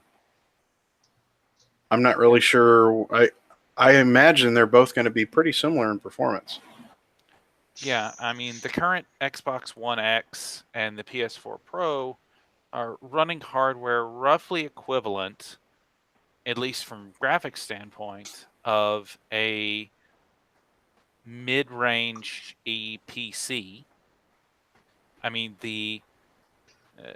like you said, the GPU that's in the Xbox One X is roughly equivalent to an RX 484 gig, because in the Xbox One X they increased the amount of GDDR5 that's used in the system from 8 to 12 gigs. Mm-hmm.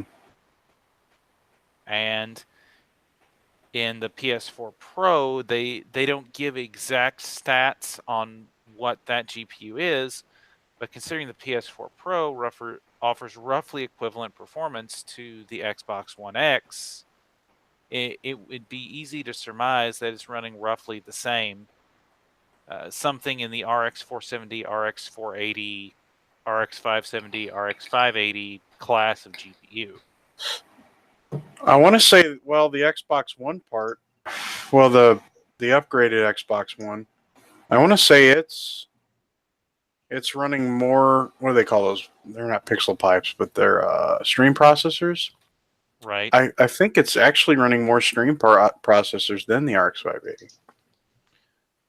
Yeah, like I said, it's the same kind of class. It is running, I think, more processors. It's not anywhere close to like what Vega 56 is running, but it's in that same kind of mid-rangey class of GPU. And if the rumors that Navi is also a mid-range GPU part are true, it would make total sense. Someone released a spec sheet on the RX 680, and it looks like it's pretty close to Vega 56, just in terms of stream processors, but it's using DDR6 instead of HBM2 or an HBM variant. And it's supposed to be Navi at 7 nanometers. So you can probably assume that it will have higher clock speeds and lower power consumption than Most Vega likely. 56. So I would assume, I wouldn't be surprised if we saw quad-core Ryzen APUs in the PlayStation 5 and Xbox One running an IGP that's probably going to be roughly equivalent to that RX 680 spec sheet. So you're probably looking at 1440p, if not 4K, borderline 4K performance. I mean, so the consoles don't have the overhead of an actual PC, you know. So I think they're intriguing when you think about it. I don't think they're going to be running an 8-core part.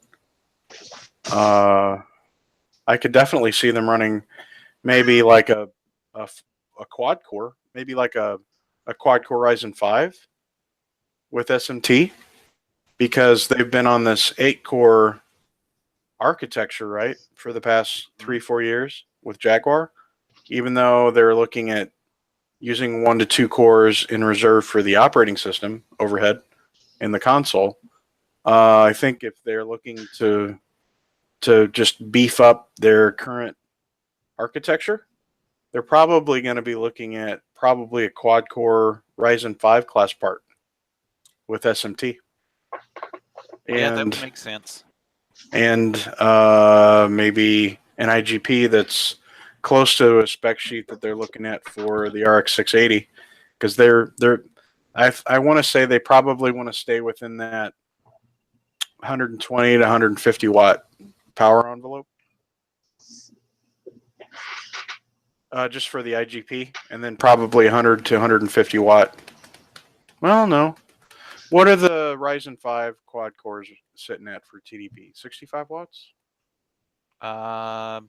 It depends. The low power variants, I know, can be tuned down to 35 watts, but I think 65 is kind of the standard. So if they do 65 watt TDP, now the TDP ratings are kind of not exact, because when you run them under load, under some workloads, they actually go up to 80, 90 watts sometimes. Right. So I would assume that your IGP for the PlayStation 5, probably looking at like maybe 150 watt TDP for the IGP, and then maybe 60 to 90 watts for the CPU. So that would put them right in that ballpark of 200 to 250 watts for the console. Yeah. Maybe 300 watts, which is pretty much on par with what they've got with the current PlayStation 4 Pro and the upgraded, or the Xbox One X, right? So, or One S or whatever. That's a pretty intriguing console, man.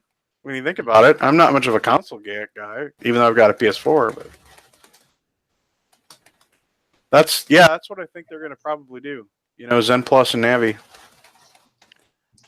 Something else that was interesting that was mentioned in these articles was how the RX 460,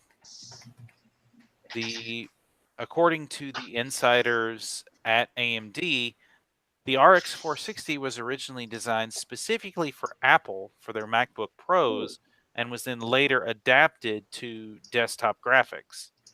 Now, you'll remember RX 460 was kind of designed with budget 1080p esports gaming in mind. Mm-hmm. So they were going to use it for an Apple product. Well, don't they use... So I'm pretty much like Gordon Maung level hatred for Apple products and iOS products. Mm-hmm. But what parts do they... So I know that Apple and Nvidia had that falling out, and they're still probably yelling at each other. And it was some scandal over the GT... Oh gosh, what was that? GTX 1030, or was it even before then? Anyway, it was with the 8000 series. Oh, a minute. I'll be right back. 8600M GT and the 8400M GS. That's right.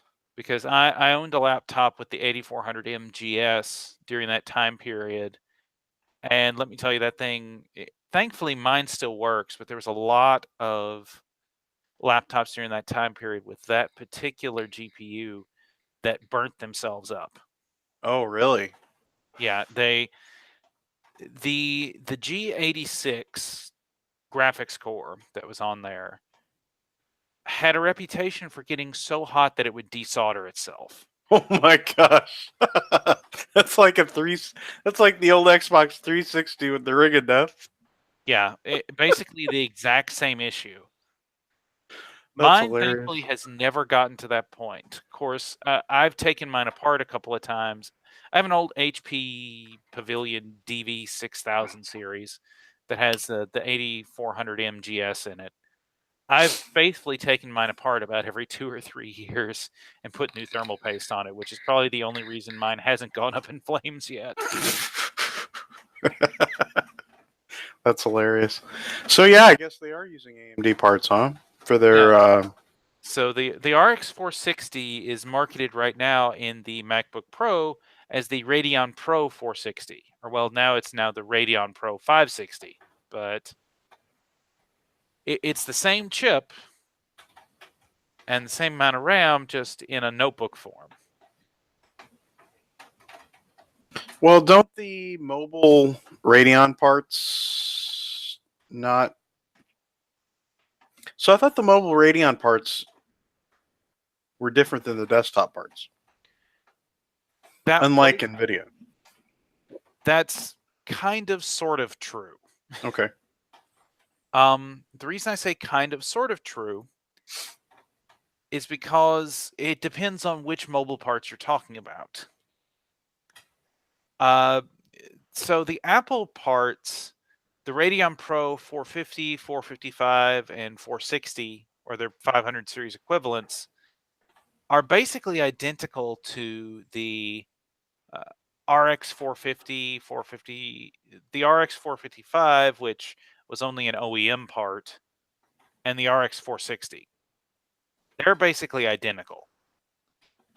It's when you get into the mobile variants of the 470, 570, and 480, 580 that things get a little weird. Okay. And then there was the whole fact that the iMac is using a Vega Pro 56, which is, of course, a Vega 56 that's had some settings messed with it to work better in the iMac form factor. And so basically what the accusation is that Polaris and Vega were kind of designed to Apple specs rather than to gamers, than for gamers. How is that a bad thing? Well, because generally Apple doesn't look for performance the same way gamers necessarily do. Apple is looking for performance, noise, and heat output for use in things like Adobe Premiere and Final Cut and basically those prosumer level workloads. Mm-hmm. Whereas the gamer is typically looking at FPS numbers and overclockability. Right. And so Apple designing for Apple first would be great for stability and for performance in productivity applications, but probably also explains why Vega was not as powerful as originally sold to us in the gaming sphere. So my initial reaction to that is I get the feeling like AMD might be spreading itself out too thin because it doesn't have the research and development budget that Nvidia or Intel have. Well, I think there's a third arm here. That third arm basically being that as good for the company as Dr. Lisa Su has been, her experience and where she comes from in the company is the semi-custom business. Okay. The chips that they designed for the likes of the Xbox One, Sony's PS4. And so it's natural that she'd want to focus a lot of the company's efforts toward that and toward Ryzen. And so I think it's just more a case of AMD is focusing on what it knows and what it believes will succeed.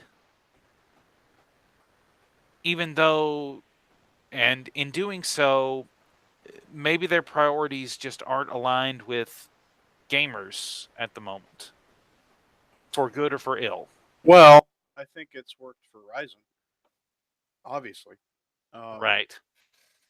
But on the graphics front,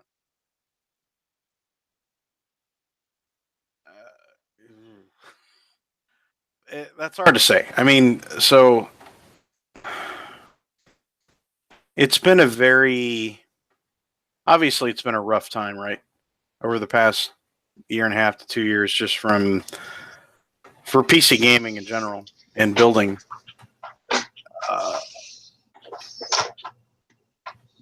I don't know how I feel about that.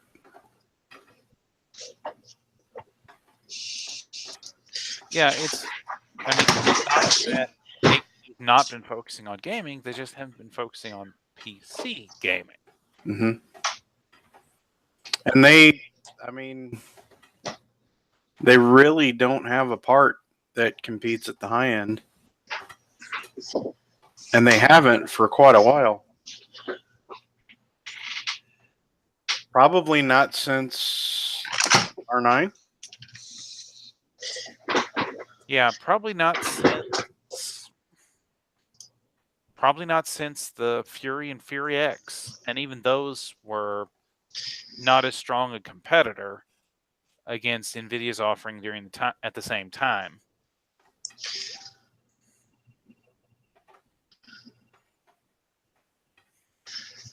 So what were y'all talking about?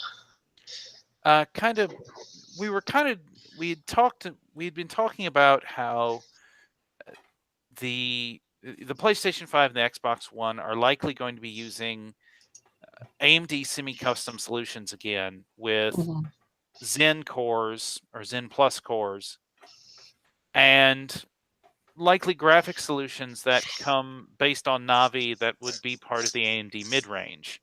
Yeah. And we kind of segued into talking about the fact that AMD has had trouble on the PC gaming front for the last little bit, and a lot of the insiders are saying it's because AMD has put a lot of their focus on Ryzen and on their semi-custom business, particularly for Apple, for Microsoft, and for Sony. The current rumor and discussions floating around right now is the fact that Navi is basically going to be a mid-range part that was originally designed to be the graphics component of the PS5. And this would not be unprecedented, given the fact that Apple specifically designed the RX 460 to be the Radeon Pro 460 in the 2016 MacBook Pro. Oh, yeah. And then retrofitted that part for PC gamers as the RX 460 on desktop. Okay. It's specifically why you saw the two different variants of the RX 460, which is the 896 core, which is the Radeon Pro 455, and the 1024 core, or 1024 stream processor, which is the RX 460 or the Radeon Pro 460. Yeah, I was wondering about that. Well, Nvidia's kind of done something similar, and in fact, I think in far worse taste with the GTX 1030. Yes. So Yeah. they've got some variants. Don't they have some variants out there that have DDR5, but then others that have DDR3? Or DDR4, but yes. Yeah. Well, that was also because of the Chinese market that did that. They had the weird video VRAM card models. I found that out when I watched the Computex videos. Yeah, the weird GTX 1065 gig. Yeah. Only in China. It's only in China. Yeah, it's a China-only product specifically designed for internet cafes. Yeah. To be a cheaper alternative to the GTX 1060. Why wouldn't they just use the 1063 gig? Because 3 gig is not enough VRAM buffer for some of the current AAA titles. Not to mention mining. Yeah. Which made me wonder why they even made the 3 gig. I know it's a cheaper card, but you need at least 4 gigs for on the 970. Well, 970 had the GTX 970 had 3.5, actually 3.5 instead of the supposed 4 gigahertz. I mean the 4 gigabit Yeah. VRAM I mean, there that they technically got sued over. there was 4 physical gigabytes of RAM on the card. It's just the last 512 megabytes ran at 1/8 the speed of the rest. Yes. I don't know. I think you can get by with 3 gigs, but I don't know. I was playing GTA 5 today, right? And Right. I don't have ultra settings enabled, even though I could probably run that on my GTX 1060 6 gigabyte just fine. But I've got some kind of custom settings in there, mostly high. It's like a high/ultra type thing, and I'm sitting at 60% GPU usage at peak, and at right around 4 gigs of VRAM used. So, but I know that GTA 5 is kind of a crap engine anyway. It still looks good, but most of the time I'm sitting between, I want to say 3 and 4.5 gigs of my Yeah. VRAM buffer Right. use. That sounds about right for that game. And so, yeah, I think what we're going to see moving forward is I think AMD is going to have a bit of a reboot with the Radeon Technologies group here in the next little bit, because they realize that they've kind of stumbled a bit with Vega, and they want to make sure Navi is going to take off the line like it should. I think we'll see some stopgap measures with Vega 7 nanometer. And beyond that, of course, NVIDIA is getting ready in Q3 to unleash whatever the next generation cards are going to be. Probably the 1180 or the 2080, depending on how they decide to number it. So, I mean, I think it's going to be interesting going forward to see where exactly they land. And personally, I'm excited to see if Vega at 7 nanometer fixes the issue that Vega had at 14, which was heat. I think it will. I mean, going to a smaller manufacturing process should, in theory, lower power consumption. I'm sure they'll probably also boost frequency a bit. I don't know if we'll see any increase in stream processor count. I would personally like to see them compete at the X80 part level, and even at the X80 Ti part level. I don't know if that's going to happen. Yeah. They'll obviously compete at the X70 or X60 part level. And be competitive. I mean, 580, 480, 580 was at launch, because of driver in optimization, was not as fast as X60, 6 gigabyte. But now that it's been out there for a while, it's actually turning out to be a bit faster than X60. Yeah. Especially in Vulkan / DirectX 12 workloads.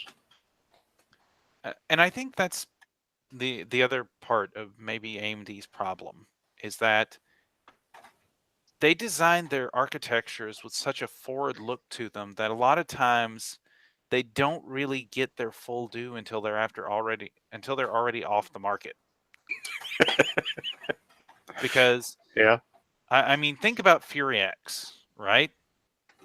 Fury X was a very forward-looking architecture for its time, and it got crazy performance for its size, even though it basically required a water cooler to make it use of it. And we see that again with the Vega 64. But I think what we're going to see going forward, AMD's always been kind of, their marketing term for is the fine wine technology, that your GPU is going to last you a long time. And we've seen that. I mean, there's still parts from the Radeon HD 7000 series that are still viable to this day thanks to the driver optimizations that have been put in for GCN since that time. I mean, the 7970 and 7950 are still, if you can find them used online, are still excellent parts to game at 1080p. They use a bit more power, but they still do quite well. And, the R9 280, 290s, again, if it weren't for their 4 gig VRAM buffers, they do 1440p decently well. Not at max settings, of course, but... And so I wonder if maybe AMD shouldn't, instead of shooting for so far in the future, maybe look a bit more to the present. But I don't know. I'm just spitballing at this point. Yeah, I'm not sure either, to be honest. It's a pretty complicated piece to look at.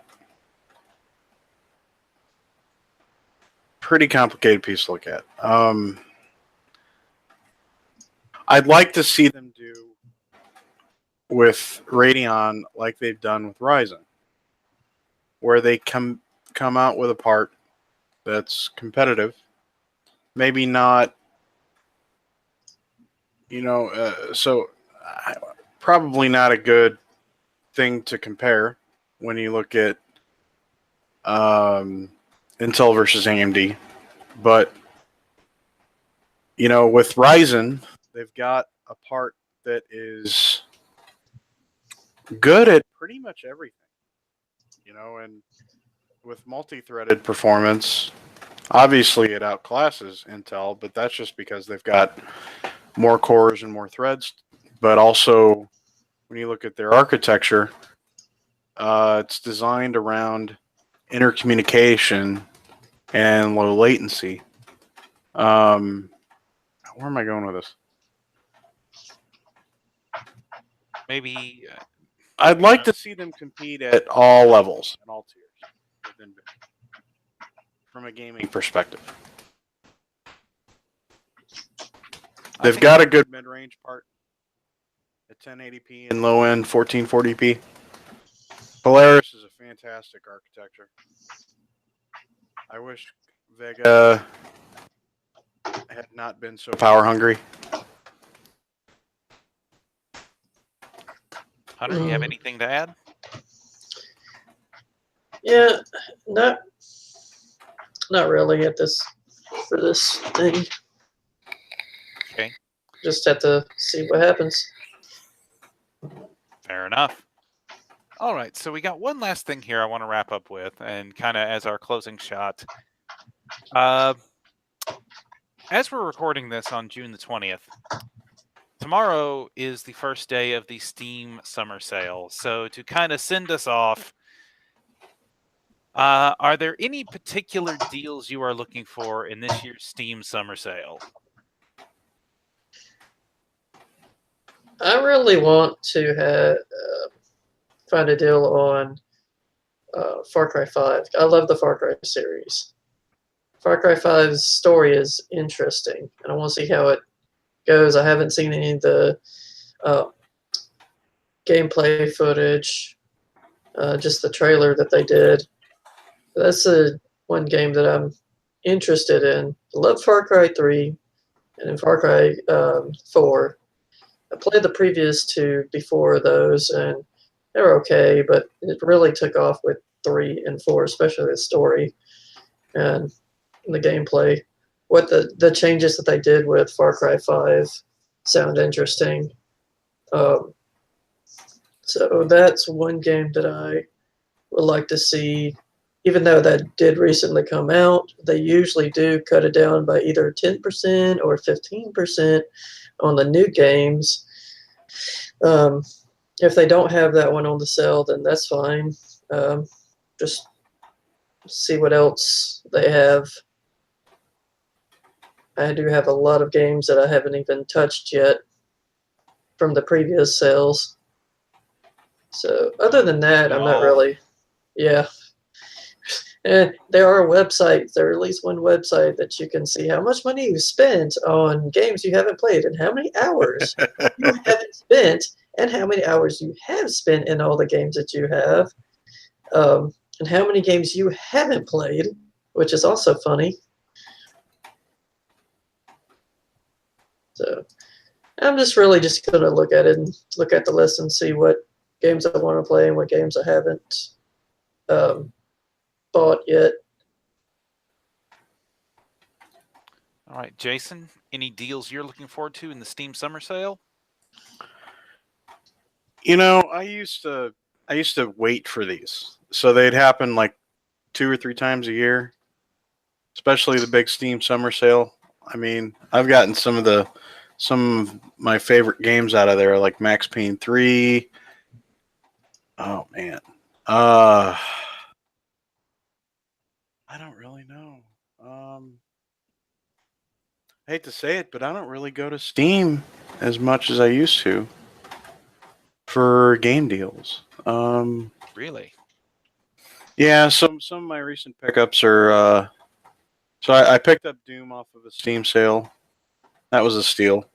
BattleTech, Yeah, there we go. Vampire. Picked that up on a sale recently. Well, I got that at Green Man Gaming, so gosh, I don't know. I'm kind of mad at Valve right now. I've been waiting for 10 years for Half-Life 3. Give me Half-Life 3, please. They can't count that high. I know. They can only count to 2. Oh boy. I guess Far Cry 5 would be nice if I could get it for a good deal. Played Far Cry 2 a lot. But didn't play too much with 3 and 4. I'm kind of a closet Jason Voorhees fan, so I might pick up the Friday the 13th game if it's like pennies. You know, I don't know if they've got any good RPGs out there. Speaking of RPGs, I'm looking to pick up Baldur's Gate 2 Enhanced Edition, just because, and Icewind Dale Enhanced Edition. I know those are really old games at this point, but I have some very fond memories of those games. And and Kingdom Come Deliverance. That's probably the big one that I'm hoping will have a good sale. Dark Souls Remastered, huh? Interesting. Well, with that, I think it's a time to call this particular episode of the Tech Forge to a close. We have been going for almost 2 hours at this point. So, any last words? Anything else you'd like to get out there before we call it a night? Yeah, AMD, bring us Navi. Gosh darn it. Bring us Navi. We need Navi. Yep. You can follow us on YouTube and Twitch for the people who stream. That's right. You can also find us on Facebook, and you can join our Discord group, which we will have links to all those lovely things down in the description if you're watching this on YouTube. And in the meantime, we thank you for watching us, here on the Tech Forge. I've been Dynamo Ned. And remember, humans, forge on. Yep. Forge on.